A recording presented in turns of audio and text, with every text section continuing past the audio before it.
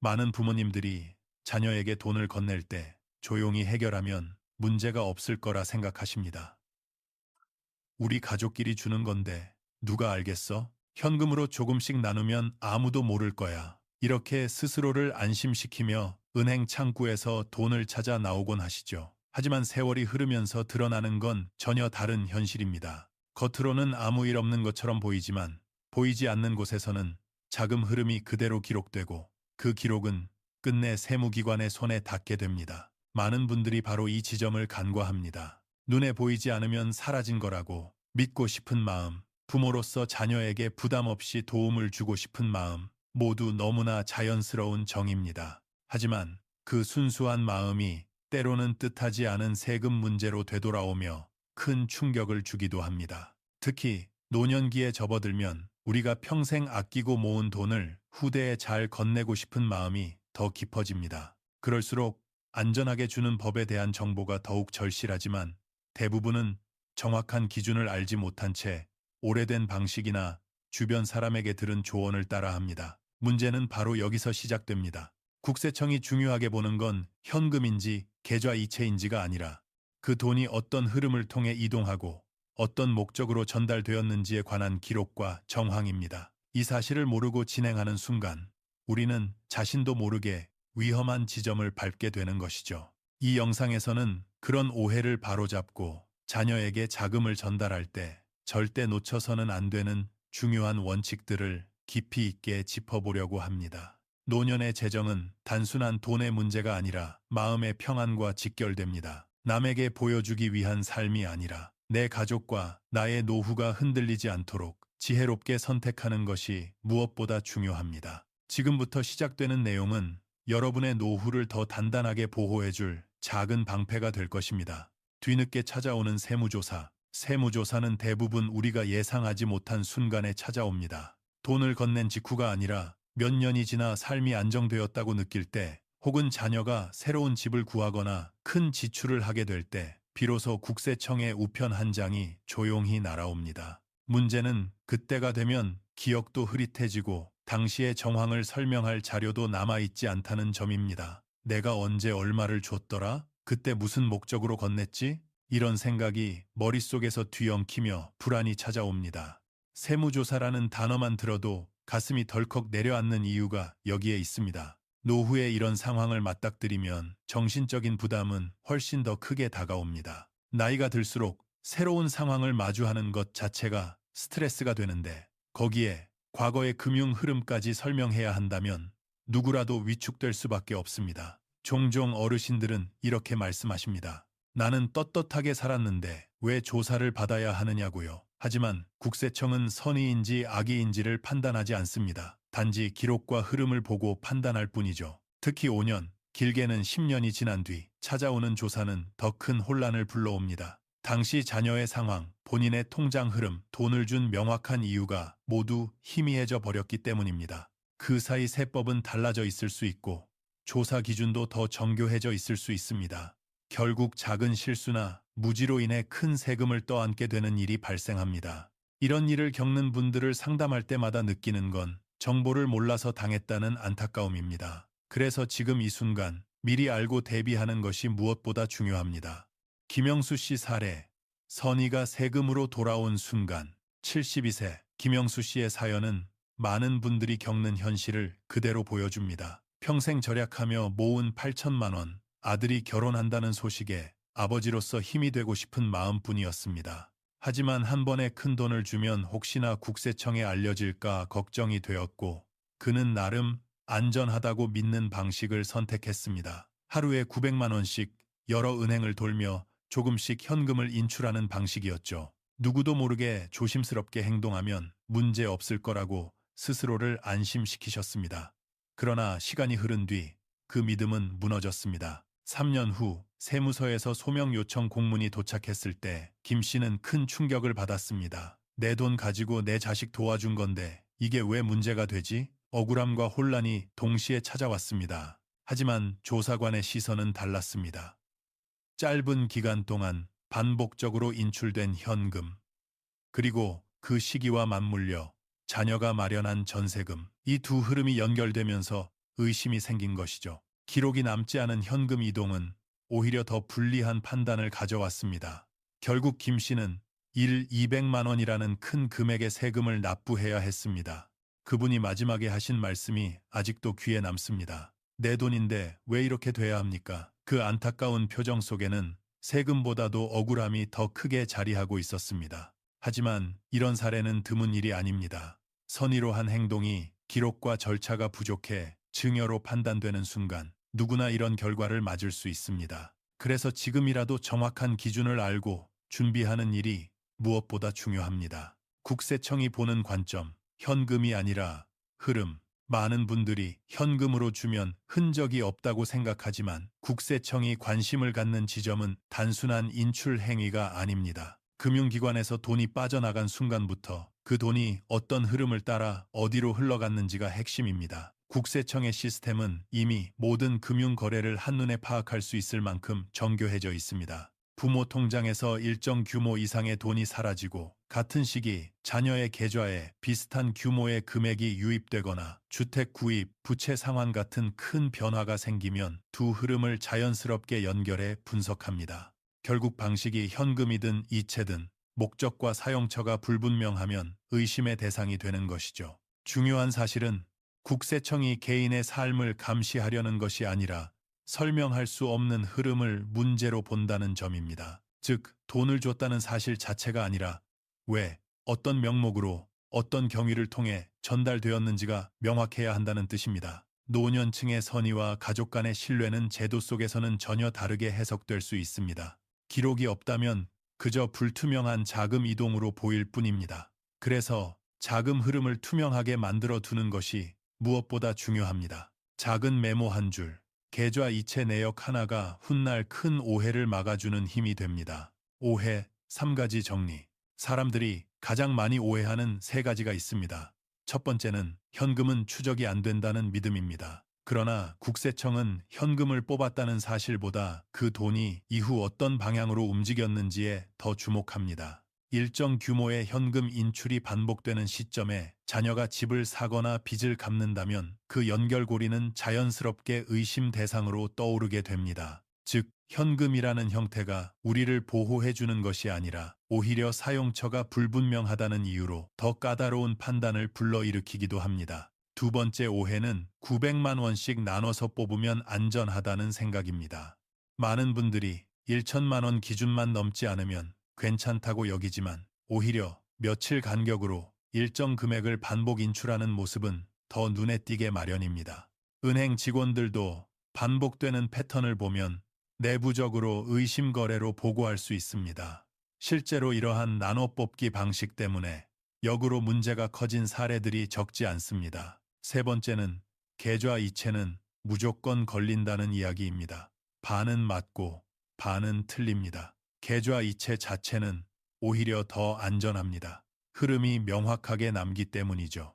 다만 문제는 자녀가 그 돈을 어떻게 사용하느냐에 따라 달라집니다. 자녀의 생활비라며 이체했더라도 그 돈으로 갑작스레 차량이나 자산을 구입하면 곧바로 증여로 판단될 수 있습니다. 결국 중요한 것은 명확한 기록과 설명 가능한 사용 목적입니다. 우리가 흔히 믿어온 상식이 오히려 위험을 만들 수 있다는 사실, 이 부분을 꼭 기억해야 합니다. 잘못된 자금 사용으로 증여로 판단되는 사례, 자녀에게 생활비라며 건넨 돈이 뜻하지 않게 증여로 해석되는 경우가 많습니다. 부모 입장에서는 매달 부족한 살림을 보태주는 마음뿐이지만 세무당국은 그 돈이 실제로 생활에 사용되었는지 혹은 다른 목적의 자산 형성에 쓰였는지를 살펴봅니다.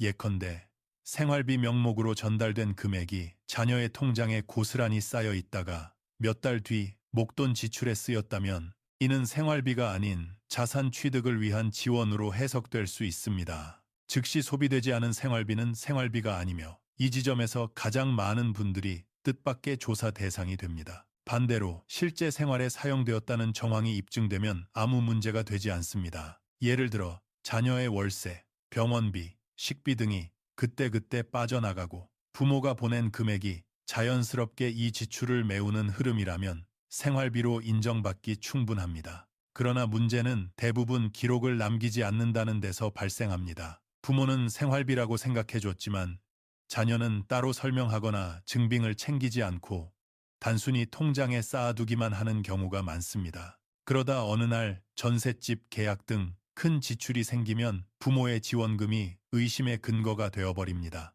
노년의 부모들은 자식이 조금이라도 편하게 살았으면 하는 마음으로 돈을 건넸는데 그 선의가 오해로 바뀌는 걸 보면 참 마음이 아픕니다. 그래서 생활비 지원일수록 더 투명하게 기록해야 합니다. 자녀가 실제로 소비했다는 흐름, 그리고 부모가 왜 그 시점에 생활비를 준 것인지 이유를 분명히 남기면 이러한 오해는 대부분 막을 수 있습니다. 결국 기록은 부모의 마음을 지키는 작은 안전장치이자 미래의 분쟁을 막는 확실한 방법입니다. 반대 사례, 차용증이 만든 극적인 결과. 반대로 같은 금액이라도 흐름과 구조가 명확하면 전혀 다른 결과가 나옵니다. 65세 최윤성 씨의 사례가 대표적입니다. 그는 아들에게 무려 2억 원이라는 큰 금액을 건넸지만 세금 한 푼도 내지 않았습니다. 비결은 단순했습니다. 주려는 마음 대신 빌려준다는 관계를 명확히 해두었다는 점이었습니다. 최 씨는 아들에게 돈을 전달하기 전 정식 차용증을 작성했고 상환 계획까지 구체적으로 적어두었습니다. 이후에는 매달 정해진 날짜에 아들로부터 일정 금액을 이체받으며 실제 상환이 이루어지고 있다는 흐름을 통장에 남겼습니다. 금액도 세월이 흐르며 조금씩 늘어나는 자연스러운 패턴을 보였고 이는 조사관에게 오히려 신뢰를 주는 요인이 되었습니다. 세무조사가 나왔을 때 조사관은 통장 내역과 차용증을 면밀히 확인했습니다. 많은 분들이 차용증만 있으면 된다고 생각하지만 실상은 차용증보다 더 중요한 건 꾸준히 갚아나간 기록입니다. 최 씨의 경우는 이 두 가지가 모두 갖춰져 있었기 때문에 의심의 여지가 없었습니다. 조사관 역시 명백한 차용 관계라며 조사를 종료했습니다. 2억이라는 큰 돈이었음에도 불구하고 단 한 푼의 세금도 부과되지 않은 이유가 바로 여기에 있습니다. 이 사례에서 우리가 배워야 할 핵심은 금액의 크기가 문제가 아니라 설명 가능한 흐름이라는 점입니다. 김영수 씨는 8천만 원을 주고도 세금을 냈지만 최윤성 씨는 2억 원을 주고도 세금을 내지 않았습니다. 결국 차이는 돈의 많고 적음이 아니라 증여로 볼 것인가, 차용으로 볼 것인가를 뒷받침해주는 기록과 증빙의 유무였습니다. 자녀에게 도움을 주고 싶을 때일수록 감정이 아니라 구조를 먼저 세워두는 것이 여러분 스스로를 지키는 길입니다. 차용증을 올바르게 작성하는 5가지 원칙. 차용증을 작성한다고 해서 모두가 안전한 것은 아닙니다. 차용증은 증여가 아니다라는 사실을 증명하는 도구일 뿐 그 자체가 보호막이 되지는 않습니다. 그래서 문서를 쓸 때는 5가지 요소를 반드시 갖춰야 합니다. 첫째, 날짜입니다. 언제 빌려주기로 했다는 명확한 기준이 있어야 세무당국에서도 흐름을 이해할 수 있습니다. 연, 월, 일을 정확하게 적어두는 것만으로도 차후의 의심을 상당 부분 막을 수 있습니다. 둘째는 금액 표기입니다. 숫자만 쓰는 것이 아니라 금 원정과 같이 한글로도 함께 적어 금액 변경 가능성을 차단해야 합니다. 이는 작은 실수도 증여 의심으로 번질 수 있다는 점에서 매우 중요합니다. 셋째는 상환 계획입니다. 언제부터 얼마씩 갚아 나갈 것인지 구체적으로 기재해야 합니다. 형편되는 대로 갚겠다 같은 모호한 표현은 차용 관계를 입증하기 어렵게 합니다. 넷째는 이자 조건입니다. 무이자로 할지 혹은 법정 이자율의 일부라도 적용할지 명확히 기록해야 합니다. 이를 통해 부모와 자식 간의 거래가 일반적인 금융거래와 유사한 틀 속에서 이루어졌다는 점을 보여줄 수 있습니다. 마지막 5번째는 양측의 서명 또는 날인입니다. 종이 한 장이라도 서명과 도장이 있으면 법적 효력이 생기며 나중에 분쟁이 생겼을 때 중요한 증거가 됩니다. 하지만 이 모든 것을 완벽히 갖췄다 해도 실제 상환 기록이 없다면 차용증은 무용지물이 됩니다.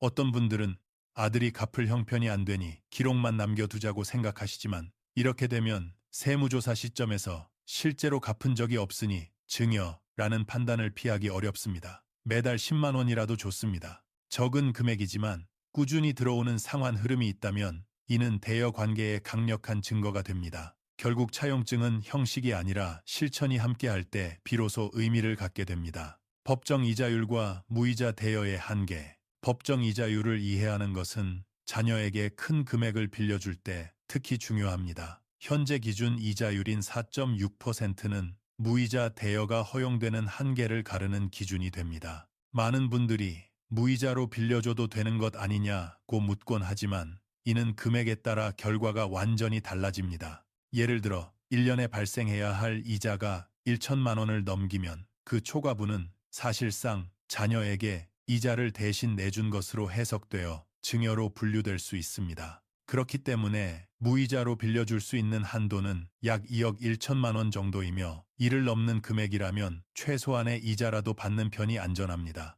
이 원리를 정확히 이해하지 못하면 뜻밖의 세금이 발생할 수 있습니다. 예컨대 3억 원을 무이자로 빌려준 경우 법정 이자율에 따라 약 380만 원의 이자가 발생해야 합니다. 그런데 이를 받지 않았다면 그 금액 중 공제 범위 1천만 원을 제외한 380만 원이 증여로 간주될 수 있습니다. 부모 입장에서는 단지 편의를 봐준 것일 뿐이지만 제도 속에서는 이 또한 엄연한 혜택 제공으로 보기 때문입니다. 이런 기준은 자녀에게 부담을 주기 위한 것이 아니라 금전 거래가 가족 간이라도 일정하게 투명성을 갖추도록 하기 위한 장치입니다. 부모의 호의가 지나치게 커질 경우 다른 가족 구성원과의 형평성 문제가 생기거나 세금 회피로 이어질 소지가 있다고 판단하기 때문이죠. 결국 중요한 것은 얼마를 빌려줬느냐가 아니라 그 거래가 객관적으로도 타당한 구조를 갖추고 있느냐는 점입니다. 큰 금액일수록 단순한 감정이 아니라 규칙과 절차를 지키는 것이 부모도 자녀도 모두를 보호하는 길이 됩니다.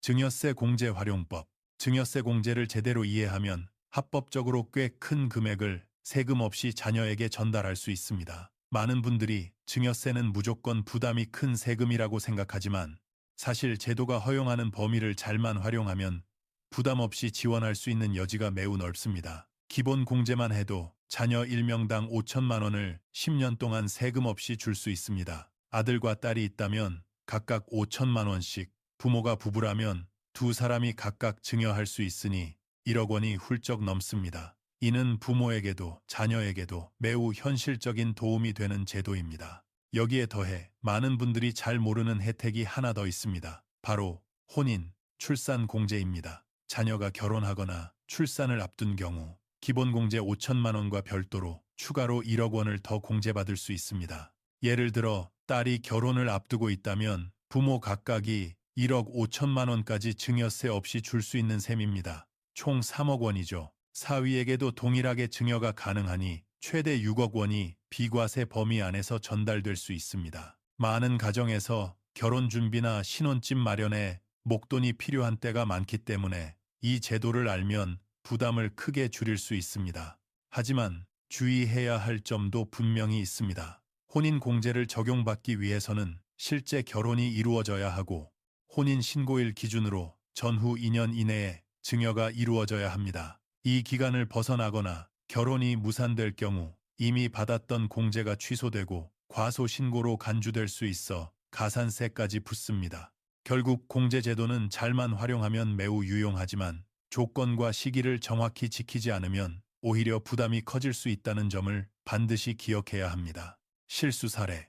조건을 지키지 못한 혼인 공제. 증여 공제는 잘만 활용하면 큰 혜택을 얻을 수 있지만 조건을 충족하지 못하면 오히려 더 큰 세금 부담으로 되돌아올 수 있습니다. 실제로 62세 정은영 씨의 사례가 그렇습니다. 아들이 결혼 준비 중이라는 말을 듣고 정 씨는 미리 1억 원을 지원했습니다. 혼인 공제를 받을 수 있을 거라는 기대에서였죠. 그러나 결혼이 여러 사정으로 미뤄지다가 2년이 지나도록 성사되지 못했습니다. 그 결과 세무서에서는 해당 금액을 혼인 공제가 아닌 일반 증여로 재분류했고 이미 신고한 내역을 다시 계산하면서 과소신고 가산세까지 부과했습니다. 정 씨에게는 청천벽력 같은 소식이었습니다. 결혼을 못한 게 왜 내 벌금이 되느냐는 억울함이 컸지만 제도는 감정이 아니라 사실을 기준으로 판단합니다.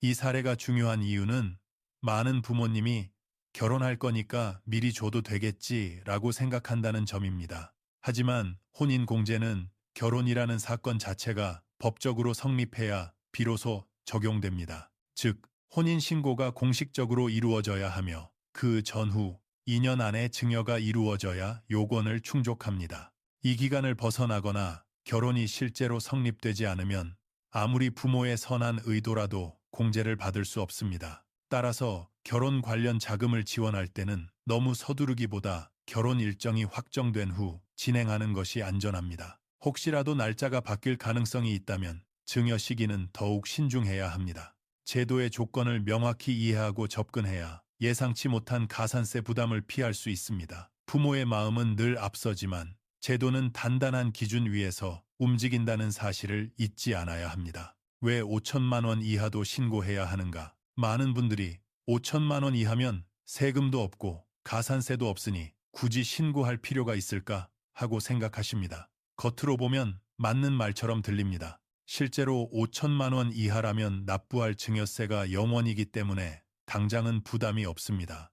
하지만 문제는 시간이 흐른 뒤에 찾아옵니다. 증여세는 10년 합산 제도를 적용하기 때문에 과거에 신고하지 않은 금액이 나중에 새로운 증여와 합쳐지면 과세 대상이 되어버립니다. 신고를 하지 않은 것이 그때는 아무 일 없었지만 몇 년 뒤 돌이킬 수 없는 부담으로 돌아오는 것입니다. 예를 들어 2024년에 자녀에게 3천만 원을 주었고 신고하지 않았다고 가정해 보겠습니다. 그리고 2027년에 다시 3천만 원을 증여하면서 이번에는 신고를 했습니다. 이때 세무서는 과거 기록을 조회하며 2024년의 증여 사실까지 함께 파악하게 됩니다. 결과적으로 두 시점의 금액이 합산되어 총 6천만 원이 되고 이는 5천만 원 기본 공제를 넘게 됩니다. 그 초과분 1천만 원에 대한 증여세가 부과되며 더 나아가 2024년에 신고하지 않았던 부분에 대해 신고 불성실 가산세와 납부지연 가산세까지 붙습니다. 작은 누락이 시간이 지나면서 큰 부담으로 변하는 것이죠. 또 하나 중요한 부분은 상속입니다. 부모가 돌아가신 뒤 상속 절차가 시작되면 사망 전 10년 동안의 모든 증여 내역을 합산하게 됩니다. 이때 신고하지 않았던 증여가 발견되면 상속세 계산이 복잡해질 뿐 아니라 오랫동안 쌓인 납부지연 가산세까지 합쳐져 상당한 부담이 생길 수 있습니다. 노년의 세금 문제를 피하려고 선택한 행동이 결국 자녀들에게 더 큰 짐으로 돌아올 수 있는 것입니다. 따라서 5천만 원 이하라 해도 신고는 선택이 아니라 안전장치입니다. 신고해두면 미래의 어떤 상황에서도 흔들리지 않고 자산 흐름을 설명할 수 있으며 불필요한 오해나 조사로부터 스스로를 지킬 수 있습니다. 홈택스로 10분이면 끝나는 과정이지만 이 작은 행동 하나가 여러분과 자녀의 재산을 지켜주는 든든한 울타리가 됩니다. 현금보다 이체, 기록보다 명확함. 자녀에게 자금을 건넬 때 가장 안전한 방법은 흐름이 남는 방식을 택하는 것입니다. 많은 부모님이 현금을 뽑아 직접 전달하면 흔적이 남지 않아 안전하다고 믿지만 실상은 그 반대입니다. 현금은 어디에, 어떻게 쓰였는지 입증하기가 어렵기 때문에 오히려 조사 시 가장 취약한 형태가 됩니다. 반면 계좌이체는 전달 시점, 금액, 받는 사람, 메모까지 모두 기록으로 남기 때문에 훨씬 투명합니다. 사용 목적을 명확히 하기 위해 이체할 때 간단히 전세보증금, 생활비, 의료비 등 몇 글자라도 기록해두면 훗날 큰 도움이 됩니다. 생활비로 주는 돈이라면 더욱 세심한 관리가 필요합니다. 많은 분들이 생활비는 비과세니까 아무렇게나 줘도 괜찮다고 생각하지만 생활비로 인정되기 위해서는 반드시 그때그때 필요한 소비로 사용되었다는 흔적이 있어야 합니다. 자녀가 받은 생활비를 그대로 통장에 쌓아두거나 나중에 전세금이나 큰 지출에 사용한다면 이는 더 이상 생활비가 아니게 됩니다. 실제 조사 사례에서도 생활비라고 메모해 두었음에도 불구하고 자녀가 그 돈을 저축해 두었다가 집을 마련하는 데 사용하자 전액이 증여로 간주된 사례가 있습니다. 목적과 사용이 일치하지 않으면 그 어떤 명칭도 소용이 없습니다. 자녀에게 일정 금액을 건넬 때 카카오톡 메시지 한 줄을 남기는 것도 좋은 방법입니다. 생활비로서 전세 준비에 보태라 같은 짧은 문장이 훗날 큰 증빙이 될 수 있습니다. 실제로 이러한 메시지 덕분에 5년치 생활비가 생활비로 인정된 사례도 있습니다. 현금을 건넸다면 더욱 반드시 기록을 남겨야 하며 계좌 이체라면 메모와 대화 기록만으로도 충분한 보호막이 됩니다. 지금은 귀찮고 사소해 보이지만 이 작은 기록들이 세금 문제를 예방하는 가장 강력한 방패가 됩니다. 가족 간 거래라도 계약서가 필요한 이유. 가족끼리의 금전 거래는 믿음을 바탕으로 이루어지다 보니 문서나 계약서를 작성하는 것이 불편하거나 과하다고 느껴질 수 있습니다. 그러나 세무 관점에서는 가족 간 거래일수록 더욱 명확한 근거가 요구됩니다. 부모가 자녀에게 돈을 빌려줬다고 주장해도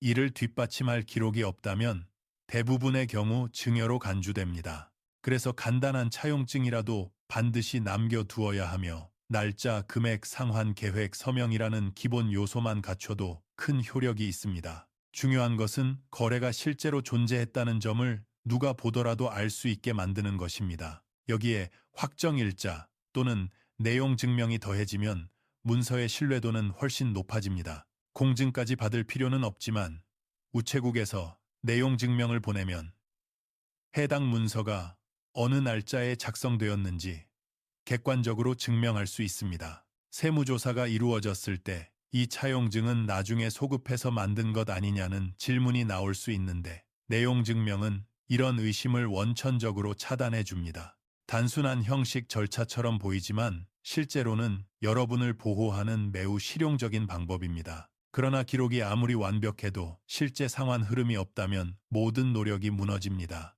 상환은 크게 부담되는 금액일 필요는 없습니다. 월 20만 원, 30만 원이라도 꾸준히 들어오는 흐름만 있다면 충분히 대여 관계로 인정받습니다. 특히 자녀의 경제 상황에 따라 상환 금액이 자연스럽게 조금씩 늘어나는 모습은 거래가 실제임을 보여주는 강력한 근거가 됩니다. 반대로 차용증 날짜와 상환 시작 날짜가 크게 벌어지거나 패턴이 부자연스럽다면 오히려 의심을 살 수 있으니 주의해야 합니다. 가족 간 거래는 감정보다 기록이 중요합니다. 오늘 남겨둔 작은 문서 한 장과 한 달에 한 번의 상환 내역이 여러분의 평생 모은 재산을 지키는데 결정적인 역할을 합니다. 금전 거래는 가족의 사랑을 담는 일이지만 그 사랑이 오해로 변하지 않도록 제도와 기록이라는 울타리를 함께 세워두는 것이 노후의 평안을 지키는 길입니다. 결론, 돈의 크기보다 흐름의 투명성. 결국 우리가 자녀에게 건네는 돈은 얼마나 많이 주느냐보다 어떻게 주었느냐가 훨씬 더 중요합니다.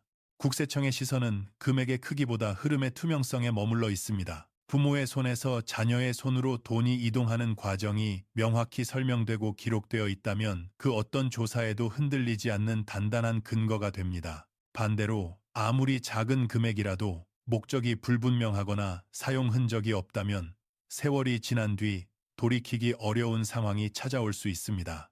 우리가 평생 모아온 재산은 우연이 아니라 노력의 결과이기에 그 흐름이 오해로 희석되지 않도록 지켜야 합니다. 노년의 삶에서 가장 소중한 것은 마음의 평안입니다. 자녀에 대한 사랑이 때로는 서둘러 돈을 건네는 행동으로 이어지지만 기록 없이 진행된 선의는 오해를 낳을 수 있습니다. 여러분의 진심이 왜곡되지 않도록 그리고 자녀에게 짐이 되지 않도록 흐름을 남겨두는 습관을 들이시길 바랍니다. 통장 메모 한 줄, 카카오톡 메시지 한 개, 차용증 한 장이 여러분의 재산을 지키는 든든한 방패가 됩니다. 작은 행동이지만 그 결과는 절대 작지 않습니다. 앞으로 어떤 자금 이동을 하든 이 흐름을 내가 설명할 수 있는가? 라는 질문을 스스로에게 던져보세요. 설명할 수 있다면 걱정할 필요가 없습니다. 설명할 수 없다면 지금부터라도 정리하면 됩니다. 아직 늦지 않았습니다. 여러분의 선택이 오늘부터 더 안전한 노후를 만들어줄 것입니다. 이 영상이 여러분의 삶을 조금이라도 가볍게 하고 불안 대신 확신을 드릴 수 있었다면 그것으로 충분합니다.